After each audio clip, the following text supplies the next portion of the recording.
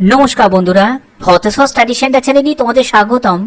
আজকের ভিডিওটা প্রত্যেকের জন্য খুব ইম্পর্টেন্ট, কারণ তোমরা অন্নপূর্ণা যোজনার যে পারিবারিক যে তথ্য সংগ্রহের যে ফর্ম, এই ফর্মটা ফিল আপ করতে গিয়ে অনেকের বিভিন্ন সমস্যা হচ্ছে।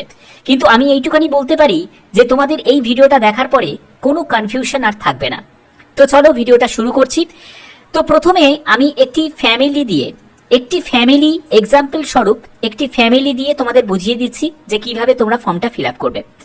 প্রথমে হেড অফ ফ্যামিলি, যার নাম রতন দাস। প্রথম সদস্য পূজা দাস, তারই ওয়াইফ। দ্বিতীয় সদস্য রাজু দাস, তাদের পুত্র। এবং তৃতীয় সদস্য হচ্ছে রানু দাস, তাদের হচ্ছে পুত্রবধূ, মানে রাজুর ওয়াইফ। এবং চতুর্থ সদস্য হচ্ছে এই রাজু দাস রানু দাসের পুত্র বিজয় দাস। ঠিক আছে, চলো এবার আমি ফর্মটা এবার কিভাবে ফিল আপ করছি দেখে নাও। তো এখানে হেড অফ ফ্যামিলি, যিনি বয়সে বড়, রতন দাস, অবশ্যই তিনি জীবিত, তার নামটা এখানে আমি উল্লেখ করলাম। এবার তোমার আধার কার্ড অনুযায়ী যেহেতু তোমাকে আধার কার্ডটা বার করতে হবে, এবং আধার কার্ডে যা লেখা আছে, যেরকম তোমাদের জন্ম তারিখ সবকিছু এবং আধার নাম্বার সবকিছু নির্ভুলভাবে তোমাকে এখানে লিখতে হবে। ঠিক আছে, এরপরে হচ্ছে লিঙ্গ, সে পুরুষ, তো অবশ্যই পুরুষে গিয়ে টিকটা দেবে এবং তার আধার নাম্বারটা লিখবে। এর পরবর্তী চলে যাচ্ছি, সেটা হলো ডিজিটাল রেশন কার্ডের পারিবারিক আইডি যদি থাকে তাহলে লিখবে, না থাকলে প্রয়োজন নেই। পরিবারের টোটাল সদস্য কতজন? 5 জন, তো আমি এখানে 5 জন লিখে দিয়েছি। ঠিকানা, আধার কার্ডে যা স্থায়ী ঠিকানা রয়েছে সেই ঠিকানাটাই তোমাকে এখানে লিখতে হবে, তোমার ঠিকানা, পোস্ট অফিস, জেলা, পুলিশ স্টেশন, রাজ্য এবং পিনকোড সহ। ওকে, আচ্ছা, এরপরে হচ্ছে যোগাযোগ নম্বর। অবশ্যই কিন্তু সেই নাম্বারটা দেখে নেবে যে নাম্বারটা আধারের সঙ্গে যেন মোবাইল নাম্বারে লিঙ্ক করা থাকে, সেই মোবাইল নাম্বারটাই কিন্তু এখানে লিখতে হবে। তো আমি এটা লিখে দিয়েছি। এরপরে হচ্ছে যে 9 নম্বর থেকে দেখো, নাম, জন্ম তারিখ, লিঙ্গ, পরিবারের প্রধানের সঙ্গে সম্পর্ক এবং হচ্ছে আধার নাম্বার। তো প্রথমে হচ্ছে পরিবারের প্রধান, তার নাম লিখেছি রতন দাস। ঠিক আছে, পাশাপাশি দেখো অন্নপূর্ণা যোজনার জন্য আবেদন করা হচ্ছে, তো অবশ্যই এটা যারা মহিলা, যাদের বয়স 25 থেকে 60 বছর, তারাই তো নিশ্চয়ই আবেদন করবে। তাহলে সেক্ষেত্রে রতন দাসের পাশে কিন্তু এই হ্যাঁতে গিয়ে আবার টিকটা দিও না। তো এবার হচ্ছে তার ওয়াইফ পূজা দাস, তার বয়স 1/1/1980 সালে, তাহলে হিসাব অনুযায়ী সে এই মানে প্রকল্পটা পাওয়ার হচ্ছে যোগ্য। তাহলে সেক্ষেত্রে সে এই প্রকল্পের জায়গাটা এই হ্যাঁতে গিয়ে টিকটা দিয়ে দেবে। এবং লিঙ্গ, সে মহিলা। পরিবারের প্রধানের সঙ্গে সম্পর্ক, সে তার কি হয়? স্ত্রী হয়। তার আধার নাম্বারটা উল্লেখ করে দিয়েছি। এরপরে হচ্ছে সদস্য 2, তার পুত্র, যার নাম হচ্ছে রাজু দাস, তার জন্ম তারিখটা এরকম লিখেছি এবং তার লিঙ্গ, সে পুরুষ। এবং হচ্ছে তার পরিবারের প্রধানের সঙ্গে সম্পর্ক কি? সে হচ্ছে পুত্র। ঠিক আছে, এবং তার আধার নাম্বারটা লিখেছি। তো এরকম তোমাদের নাম করে করে বুঝিয়ে দিচ্ছি যাতে তোমাদের বুঝতে সুবিধা হয়। এরপরে হচ্ছে সদস্য 3, সে হলো রানু দাস, রাজু দাসের ওয়াইফ। তো তার জন্ম তারিখটা এটা এবং তার লিঙ্গ হচ্ছে মহিলা। এবং পরিবারের প্রধানের সঙ্গে সম্পর্ক কি? সে তার বৌমা। ঠিক আছে, মানে পরিবার প্রধানের বৌমা। এবং হচ্ছে আধার নাম্বারটা এরকম। তো এখানে এই যে পাশে তোমরা দেখতে পাচ্ছ এখানে হ্যাঁ, তো হ্যাঁ তো ঠিক দিতেই পারি, কারণ 1995 সালে জন্ম অনুযায়ী তাহলে সে এই মানে প্রকল্পের জন্য, এই অন্নপূর্ণা যোজনার জন্য সে যোগ্য। তাহলে আমি এখানে হ্যাঁতে গিয়ে টিক দিলাম। এবার হচ্ছে বিজয় দাস, তার বয়স, ঠিক আছে, জন্ম তারিখ দেওয়া হয়েছে, লিঙ্গ দেওয়া হয়েছে, পরিবারের প্রধানের সঙ্গে সম্পর্ক কি? নাতি। এবং আধার নাম্বারটা লিখে দিয়েছি। তো এই জায়গাটা তোমাদের ক্লিয়ার, তোমরা বুঝে গেছো। ওকে, আচ্ছা, এবার হচ্ছে যে পরিবারের প্রধান এবং পরিবারের সকল প্রাপ্তবয়স্কের সদস্যের ব্যাংক অ্যাকাউন্ট। ঠিক আছে, এখানে তোমাদের প্রথমে head of family Ratan Das, তার ব্যাংক ধরো SBI তে রয়েছে, তুমি স্টেট ব্যাংক অফ ইন্ডিয়াও লিখতে পারো বা SBI বলে শর্টও লিখতে পারো। তার অ্যাকাউন্ট নাম্বারটা দেবে, তার IFSC কোডটা দেবে। তারপরে হচ্ছে সদস্য 1, তার স্ত্রীর, তার ব্যাংক রয়েছে হয়তো PNB তে রয়েছে, পাঞ্জাব ন্যাশনাল ব্যাংকে রয়েছে, অ্যাকাউন্ট নাম্বারটা দেবে, IFSC কোডটা দেবে। সদস্য 2, তার পুত্র, তার পুত্রের ব্যাংক অ্যাকাউন্ট নাম্বার, IFSC কোডটা দেবে। 3 নম্বর সদস্য, ঠিক আছে, 3 নম্বর সদস্য পুত্রবধূ, সে হচ্ছে তার ব্যাংক ধরো SBI তে রয়েছে, তো যে ব্যাংকটা রয়েছে সেই ব্যাংক, তার অ্যাকাউন্ট নাম্বার এবং IFSC কোডটা দিয়ে দেবে। তো এইরকম করে তোমাদের ব্যাপারটা ফিল আপ করতে হবে। ঠিক আছে, এর পরবর্তী হচ্ছে যে ভোটার আইডি। এবার হচ্ছে ভোটার আইডি কার্ডটা তোমার লাগবে। তো ভোটার আইডি কার্ডের প্রথমে দেখো হেড অফ ফ্যামিলির তার যে এপিক নাম্বার, বিধানসভা ক্ষেত্র এবং অংশ নম্বর, ঠিক আছে, এখানে উল্লেখ করতে হবে। সদস্য ওয়ানের যদি আমি দেখি, সেখানে সদস্য ওয়ানের যা তোমার এপিক নাম্বারটা রয়েছে সেই এপিক নাম্বারটা তোমাকে প্রথমে এখানে বসাতে হবে। তারপরে হচ্ছে সদস্য 2, তার এপিক নাম্বারটা বসাবে, বিধানসভা ক্ষেত্রের অংশ নাম্বারটা বসাবে। ঠিক আছে, তারপর সদস্য 3, তার হচ্ছে এপিক নাম্বার, তার অংশ নাম্বারটা বসাবে। এবার 4 নম্বর সদস্য, তার ক্ষেত্রে আমি কিন্তু এটা ফাঁকা রেখেছি, কারণ তার ভোটার কার্ড নেই। ঠিক আছে, তার জন্য আমি এই জায়গাটা ফাঁকা রেখে দিয়েছি। তোমাদের কিছু লেখার প্রয়োজন নেই, শুধু জাস্ট ফাঁকা রেখে দিলেও হবে। ওকে, আচ্ছা, এর পরবর্তী চলে যাচ্ছি, সেটা হচ্ছে বিভাগ বা ক্যাটাগরি। তো কোন ক্যাটাগরি থেকে হেড অফ ফ্যামিলি বিলং করছে, তো যদি জেনারেল থেকে হয়ে থাকে তাহলে তুমি জেনারেলে গিয়ে টিক দেবে, বা যদি এসসি থেকে হয়ে থাকে, এসটি থেকে, ইডাব্লিউএস থেকে, তো সেটাই তুমি টিক দেবে। ঠিক আছে, এরপরে হচ্ছে রেশন কার্ড, খাদ্য ভর্তুকি। এখানে বলছে আপনি কি ডিজিটাল রেশন কার্ড আছে, মানে আপনার কি ডিজিটাল রেশন কার্ড আছে, তো যদি থাকে তাহলে এখানে হ্যাঁ থেকে টিক দেবে। যদি হ্যাঁ হয় তাহলে কার্ডের ধরন কি, কোন ধরনের কার্ড রয়েছে, তো এখান থেকে আমি যে কার্ডটার ধরন রয়েছে সেই কার্ডে থেকে আমি টিক দিলাম। পরিবারটি রেশন দোকান থেকে মাসিক রেশন তুলছে কিনা, যদি তোলো মাসিক রেশন তাহলে হ্যাঁ থেকে টিক দেবে, নাহলে নাই থেকে টিক দেবে। তো আমি এখানে হ্যাঁ থেকে টিক দিলাম। এরপরে চলে যাচ্ছি সম্পদ। সম্পদের ব্যাপারে দেখো, বাড়ির ধরন, আপনার বাড়িতে কি 3 বা তার বেশি পাকা ঘর রয়েছে, যদি থাকে তাহলে হ্যাঁ থেকে টিক দিয়ে দেবে। পরিবারের জমির মালিকানা যদি থাকে তাহলে হ্যাঁ থেকে টিক দেবে, এবং তার জন্য রেজিস্ট্রেশন নথি, মিউটেশন কপি এবং ROR যেটা সেই রেকর্ডটা কিন্তু লাগবে। তো আমি এখানে হ্যাঁ থেকে টিক দিয়ে দিলাম। ঠিক আছে, তো এরপরে হচ্ছে পরিবারের সকল সদস্যের মোট জমির পরিমাণ কত, তা আমি এখানে 30 শতক দিয়েছি। এর জন্য রেজিস্ট্রেশন নথি এবং সর্বশেষ ROR জমির নথিটা কিন্তু লাগবে। তারপরে হচ্ছে অবাণিজ্যিক মোটর চালিত 4 চাকার গাড়ি কি আছে, যদি থাকে তাহলে হ্যাঁ থেকে টিক দেবে, নালে নাই থেকে টিক দেবে। যদি হ্যাঁ থেকে টিক দাও তাহলে গাড়ির সংখ্যা এবং রেজিস্ট্রেশন নাম্বারটা কিন্তু এখানে লিখতে হবে। ওকে, এবার চলে যাচ্ছি পরিবার ভিত্তিক সদস্যদের স্বাস্থ্য বীমা। দেখো, স্বাস্থ্য বীমা যদি তুমি পেয়ে থাকো, মানে তুমি ধরো কোনো স্বাস্থ্যসাথী পেয়ে থাকো, ঠিক আছে, তাহলে সেটাও তো একটা সরকারি স্বাস্থ্য বীমাই। তো সেক্ষেত্রে তোমাদের সেটা উল্লেখ করতে পারবে, এবং যদি হ্যাঁ হয়, হ্যাঁ থেকে টিক দাও, তাহলে সেক্ষেত্রে তোমার স্বাস্থ্যসাথী এবং সেটা 5 লক্ষের যেহেতু একটা স্কিম থাকে সেটা। ওকে, এবার দেখো, যতদিন না তোমাদের আয়ুষ্মান ভারতের পুরোপুরি মানে এনরোল হচ্ছে, ততদিন কিন্তু তুমি স্বাস্থ্যসাথী পাবে, মানে যা ফেসিলিটি পাচ্ছিলে সেটাই কিন্তু কন্টিনিউ চলবে। ওকে, এবার হচ্ছে যে পরিবারের এই যে হেড অফ ফ্যামিলি, সে সরকারি স্বাস্থ্য বীমা এবং সে যে অঙ্কটা সেটা লিখবে, প্রিমিয়ামের বিবরণ সেটা কিন্তু এখানে দিতে পারো। এরপরে হচ্ছে সদস্য 1, তারপরে হচ্ছে সেও সরকারি থেকে। সদস্য 2, সেও পাচ্ছে স্বাস্থ্যসাথী পাচ্ছে, ফ্যাসিলিটি পাচ্ছে। ঠিক আছে, কিন্তু 3 নম্বর আর 4 নম্বর সদস্য, 3 নম্বর মানে তার পুত্রবধূ এবং হচ্ছে তাদের যে সন্তান, মানে রাজু দাসের যে সন্তান, সে কিন্তু কোনো স্বাস্থ্যসাথী সুবিধা পায় না। তাহলে সেক্ষেত্রে এই দুজন কিন্তু আমি কোনো দাগ দিইনি।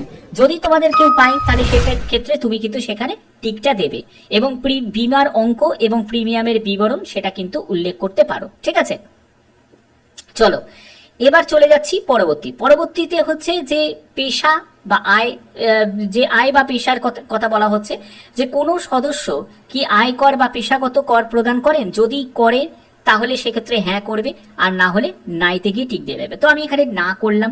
ঠিক আছে, যদি হ্যাঁ করো তাহলে তুমি সেটা হ্যাঁ করতে পারো। এবং এখানে বলছে পরিবারের সদস্যদের প্যান কার্ড আছে কিনা, যদি থাকে তাহলে হ্যাঁ থেকে টিক দেবে, না হলে তুমি নাইতে গিয়েও টিক দিতে পারো। ঠিক আছে, এবার যদি তুমি হ্যাঁ থেকে টিক দাও তাহলে সেখানে হেড অফ ফ্যামিলি, তার নাম, তার প্যান কার্ডের নাম্বার, সদস্য 1 তার নাম, তার প্যান কার্ডের নাম্বার সেটা উল্লেখ করবে। এখানে যেমন যে হেড অফ ফ্যামিলি তার কোনো প্যান কার্ড নেই, এদের প্যান কার্ড নেই, শুধুমাত্র সদস্য 2 যে রাজু দাস, তাদের যে পুত্র, তার এখানে নাম এবং প্যান কার্ড নাম্বার বসিয়েছি, যেহেতু তার প্যান কার্ড রয়েছে। ওকে, আচ্ছা, এখানে দেখো পরবর্তীতে আমি চলে যাচ্ছি, সেটা হচ্ছে যে কর্মসংস্থানের ধরন। ঠিক আছে, কর্মসংস্থানের ধরন, পরিবারের প্রধান অর্থাৎ হেড অফ ফ্যামিলি সে কি ধরনের কাজ করে সেটার ব্যাপারে জানতে চাইছে। তো এখান থেকে তোমরা সেটা দেখে নেবে কি ধরনের কাজ করে। তো আমি এখানে দেখো যে বেসরকারি ক্ষেত্রে বেতনভুক্ত কর্মচারী, তো এই জায়গাটা আমি টিক দিলাম। তোমরা তোমাদের যেটা সেটাই তোমরা টিক দেবে। এটা গেল হচ্ছে হেড অফ ফ্যামিলি। এবার হচ্ছে সদস্য 1, তার স্ত্রী কোনো রকম কোনো কাজ করে না, তাহলে সেক্ষেত্রে আমি এখানে বেকারই রাখতে পারি, এখানে আমি টিক দিয়ে দিলাম। তারপরে হচ্ছে 2 নম্বর সদস্যের ক্ষেত্রে এখানে হচ্ছে যে রাজু দাস, তাদের পুত্র, সে একটি পার্ট টাইম কাজ করে, তার জন্য আমি এখানে একটি টিক দিলাম। সদস্য 3 মানে রাজু দাসের ওয়াইফ, সে কোনো কাজ করে না, ঠিক আছে, সে কোনো কাজ করে না, তাহলে সেক্ষেত্রে আমি এখানে বেকারের মধ্যেই রাখলাম। তারপরে চতুর্থ যে সদস্য, ঠিক আছে, এবং চতুর্থ সদস্যের ক্ষেত্রে আমি এখানে সেটাও আমি এখানে বেকারই রাখলাম। তো এই হচ্ছে মেন ব্যাপারটা, আমি এরকম করে সেট করে নিলাম। এবার তোমাদের যা যা তোমাদের কন্ডিশন সেই অনুযায়ী তোমাকে টিকটা দিতে হবে। আচ্ছা, এবার হচ্ছে যে দেখো শিক্ষিত প্রাপ্তবয়স্ক সদস্য এবং অশিক্ষিত প্রাপ্তবয়স্ক সদস্যের সংখ্যা। এখানে হচ্ছে 3 জন হচ্ছে শিক্ষিত আছে আর 2 জন হচ্ছে অশিক্ষিত আছে। এখানে প্রথমে হেড অফ ফ্যামিলি, তিনি শিক্ষিত না অশিক্ষিত, তিনি অশিক্ষিত আছে, তাহলে সেক্ষেত্রে তোমাকে শিক্ষাগত যোগ্যতার কোনো বসাতে হচ্ছে না, মানে কিছু লিখতে হচ্ছে না। তারপরে হচ্ছে সদস্য 1, ঠিক আছে, তারই ওয়াইফ, তো সেও কিন্তু অশিক্ষিত, তাহলে আর কিছু লিখতে হচ্ছে না শিক্ষাগত যোগ্যতা। এবার 2 নম্বর সদস্য হচ্ছে তোমার রাজু দাস, সে হচ্ছে শিক্ষিত এবং সে গ্র্যাজুয়েট বলে লিখে দিয়েছি। এবার 3 নম্বর সদস্য, তার স্ত্রী, সেও হচ্ছে শিক্ষিত, সে উচ্চ মাধ্যমিক পাস, এবং এবং হচ্ছে যে চতুর্থ সদস্য তাদের যে পুত্র, সে হচ্ছে শিক্ষিত, তাহলে সে তার এখানে শিক্ষাগত যোগ্যতাটা লিখে দিয়েছি। ঠিক আছে, তোমাদের যে শিক্ষাগত যোগ্যতা সেটা তোমরা লিখবে। এবার হচ্ছে যে কোনো সদস্য কি কোনো সাংবিধানিক পদ বা মন্ত্রী বা সাংসদ, বিধায়ক এইসব পদে রয়েছে, যদি হ্যাঁ হয় তাহলে সেই সদস্যর নম্বরটা লিখতে হবে, আর যদি না হয় তাহলে এগুলো কিছু করার দরকার হচ্ছে না। তো তারপরে বলছে কোনো সদস্য কি পেনশনভোগী, যদি সরকারি পেনশনভোগী হয় তাহলে হ্যাঁ করবে, না হলে তুমি না করবে। যদি হ্যাঁ হয় তাহলে কত নম্বর সদস্য সেই সদস্যটা লিখতে হবে, 1 নম্বর সদস্য, 2 নম্বর সদস্য না 3 নম্বর সদস্য, সেটা লিখতে হবে। এরপরে তুমি কি মানে কোনো সদস্য কি জিএসটির অধীনে নিবন্ধিত আছে, যদি থাকে তাহলে হ্যাঁ করবে এবং জিএসটি নাম্বারটা লিখতে হবে, আর না হলে না করে দেবে। এরপরে হচ্ছে পরিবারের মোট বার্ষিক আয় কত, বার্ষিক আয় বলেছে, তো আমি এখানে বার্ষিক আয়টা একটা বসিয়ে দিয়েছি। এরপরে হচ্ছে সিএ আবেদন বর্তমান অবস্থা যদি থাকে, তো এক্ষেত্রে যদি তোমাদের সিএ এর বর্তমান অবস্থা যদি থাকে, মানে ধরো তুমি আবেদন করা হয়েছে, যদি হ্যাঁ হয় তাহলে আবেদন নাম্বারটা দেবে, আর যদি ইস্যু করা হয়েছে হ্যাঁ হয় তাহলে সার্টিফিকেট নাম্বারটা দেবে। তো এক্ষেত্রে এখানে আমি জাস্ট যদি এরকম কোনো মানে তোমার যদি সিএ এর যদি কোনো বর্তমান অবস্থায় কোনো প্রবলেম যদি না থাকে, তাহলে এখানে তুমি প্রযোজ্য নয় মানে নট অ্যাপ্লিকেবলে গিয়ে তোমাকে এখানে টিক দিয়ে দেবে, এই প্রযোজ্য নয়তে গিয়ে টিক দিয়ে দেবে যদি তোমাদের কোনো সমস্যা না থাকে। আর যদি থাকে তাহলে তোমাদের আবেদন করা হয়েছে এবং আবেদন নাম্বারটা এখানে উল্লেখ করে দেবে। ঠিক আছে, তো ব্যাপারটা বোঝাতে পারলাম? তো এইরকম তোমাদের কিন্তু ফিল আপটা করতে হবে। এরপরে চলে যাচ্ছি ক্রেডিট কার্ড। দেখো তোমার যদি কিষাণ ক্রেডিট কার্ড, শিল্পী ক্রেডিট কার্ড বা মৎস্যজীবী ক্রেডিট কার্ড বা শিক্ষার্থী কোনো ক্রেডিট কার্ড যদি নেওয়া থাকে, তাহলে সেক্ষেত্রে তোমাকে সেই নাম্বারটা, তারপরে আইডি সংখ্যা এবং কোন ডেটে ইস্যু করা হয়েছে সেই ইস্যুইং ডেটটা, সেটা তোমাকে লিখতে হবে। ঠিক আছে, আদারওয়াইজ যদি কোনো রকম তুমি কিষাণ ক্রেডিট কার্ড বা এই রকম ক্রেডিট কার্ডের কিছু যদি না নেওয়া থাকে, তাহলে এগুলো তোমার ফিল আপ করার কোনো প্রয়োজন নেই, জাস্ট স্কিপ করে নিচে নেমে যাবে। এর পরবর্তী চলে যাচ্ছে যে এসআইআর 2026-এ যদি তোমার নাম বাদ পড়ে থাকে, তবে মামলাটি ট্রাইব্যুনালে বিচারাধীন কিনা সেটা জিজ্ঞেস করছে। যদি না হয় তাহলে তুমি এখানে নাইতে গিয়ে টিক দেবে, আর যদি হ্যাঁ হয় তাহলে মামলার বিবরণ তোমাকে লিখতে হবে। ঠিক আছে, আর যদি এরকম কোনো কিছুই যদি তোমার কোনো সমস্যা যদি না থাকে, তাহলে তোমাদের নট অ্যাপ্লিকেবল বা প্রযোজ্য নয় এই অপশানে তোমাকে টিক দিয়ে দিতে হবে, যে তোমার কোনো নাম বাদও পড়েনি, ট্রাইব্যুনালের কোনো বিচারাধীনের কোনো ব্যাপারই নয়। ঠিক আছে, তো সেক্ষেত্রে তুমি প্রযোজ্য নয়তে গিয়ে টিক দিয়ে দেবে। তো এখানে আমি এখানে যে সদস্য 1 সেটাও প্রযোজ্য নয় করেছি, এটাও প্রযোজ্য নয় করেছি, এটাও প্রযোজ্য, যে তাদের কোনো এসআইআর 2026-এ নাম বাদ যায়নি। যদি বাদ গিয়ে থাকে তাহলে এখানে জাস্ট হ্যাঁ করবে এবং মামলার বিবরণ সেটা কিন্তু লিখে দেবে। বোঝা গেল? আচ্ছা, এর পরবর্তী চলে যাচ্ছি। এর পরবর্তী হচ্ছে যে যদি তোমার পরিবারে কোনো শিশু সদস্য থাকে, যদি থাকে, তাহলে সেই শিশু সদস্যের নাম, তার শ্রেণী, সে কোন বিদ্যালয়ে পড়ে, সে সরকারি কোনো বিদ্যালয়ে না বেসরকারি না মাদ্রাসা না অন্যান্য মাদ্রাসা, সেটা কিন্তু লিখতে হবে। ঠিক আছে, তো যদি থাকে তাহলে কিন্তু সেটা লিখবে। এবং দেখো পরবর্তী যেটি আছে সেটা হলো শিশুদের টিকাকরণের বর্তমান অবস্থা।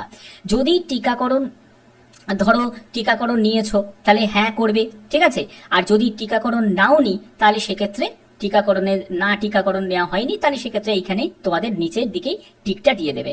তো এটা যদি তোমাদের পরিবারে কোনো শিশু সদস্য থাকে তাদের জন্য কিন্তু এটা বলা হচ্ছে। ওকে, বোঝা গেল? আচ্ছা, পরবর্তী আমরা চলে যাচ্ছি। পরবর্তী হচ্ছে সরকারি প্রকল্পের আওতায় সুবিধা। দেখো এই ব্যাপারটা বুঝে নাও। এখানে বলছে যে আপনি কি কোনো সরকারি প্রকল্পের সুবিধা ডিবিটির মাধ্যমে পাচ্ছেন, মানে অলরেডি কোনো সুবিধা কি পাচ্ছ, প্রকল্পের কোনো সুবিধা যদি পেয়ে থাকো তাহলে এখানে যেমন পরিবারের প্রধান সে পাচ্ছে, আমি এখানে হ্যাঁ করেছি। যদি না পেয়ে থাকি তাহলে তুমি এখানে নাইতে গিয়ে টিকটা দেবে।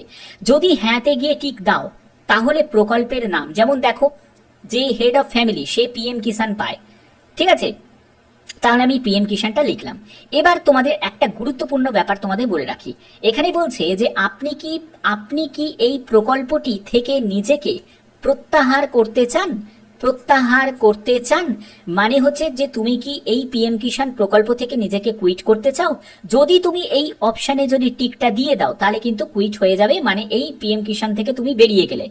তাহলে তোমাকে অবশ্যই এই জায়গাটা কিন্তু টিক দেয়া চলবে না, এই হ্যাঁতে গিয়ে টিকটা দেবে না, ভুল করেও দেয়া যাবে না, ঠিক আছে? যদি তুমি পিএম কিষাণ বা অন্যান্য যে প্রকল্প আগে চলছিল সেটাকে যদি কন্টিনিউ রাখতে চাও তাহলে এই হ্যাঁতে গিয়ে টিকটা দেয়া যাবে না। ওকে, বোঝা গেল? আচ্ছা, এর পরবর্তী হচ্ছে সদস্য 1। সেও দেখো, সেও পিএম কিষাণে ধরো সুবিধা সে পায়, পিএম কিষাণে সে সুবিধা পায়, ঠিক আছে? তাহলে হ্যাঁতে গিয়ে কিন্তু টিক দেওয়া যাবে না, এখানেই কিন্তু সদস্য 1 সে প্রকল্পের সুবিধা পায়, তার জন্য এখানে হ্যাঁতে গিয়ে টিক দিয়ে দিলাম, ঠিক আছে? ওপরের হ্যাঁতে গিয়ে টিক দেওয়া যাবে, পাশের যেটা দেওয়া আছে যে প্রকল্পটি থেকে নিজেকে প্রত্যাহার করতে যান এটাতে কিন্তু টিক দেওয়া যাবে না। এরপরে সদস্য 2 তার পুত্র, সে কোনো রকম কোনো প্রকল্পের সুবিধা পায় না, তার জন্য আমি নাইতে গিয়ে টিক দিয়েছি।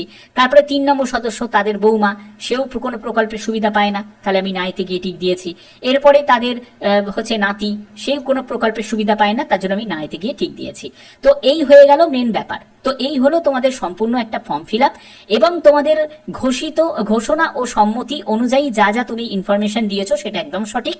হ্যাঁ, তার জন্য তোমাদের সম্মতিতে গিয়ে টিকটা দিতে হবে, এবং সর্বশেষ যে স্বাক্ষরটা হবে সেটা হলো হেড অফ ফ্যামিলির, তার কিন্তু স্বাক্ষরটা হবে, মানে যে রতন দাস, যে এক্সাম্পল স্বরূপ আমি যাকে ধরেছি সেই কিন্তু স্বাক্ষরটা করবে। তো আশা করি এই ভিডিওর মাধ্যমে তোমাদের সুন্দর করে আমি বোঝাতে পারলাম ফর্ম ফিল আপটা। তো যদি তোমরা এরকমই যদি অনলাইনে ফর্ম ফিল আপ যখন স্টার্ট হবে তোমাদের 1 জুন থেকে, যা মোটামুটি বলা রয়েছে অফিসিয়াল নোটিফিকেশনে, সেখানে 1 জুন থেকে তোমাদের online form fill up start হবে। তোমরা যদি form fill up online related যদি ফর্ম ফিল আপ দেখতে চাও তাহলে অবশ্যই কিন্তু তোমরা কমেন্টে জানাবে। তো আশা করি ভিডিওটার মাধ্যমে প্রত্যেকটি তথ্য তুলে ধরতে পারলাম। যদি ভিডিওটা ভালো লাগে অতি অবশ্যই ভিডিওটাতে একটি লাইক করুন, চ্যানেলটিকে সাবস্ক্রাইব করে বেল আইকনটাকে অল করে রেখো। এখনের মতো এটুকুই, টাটা।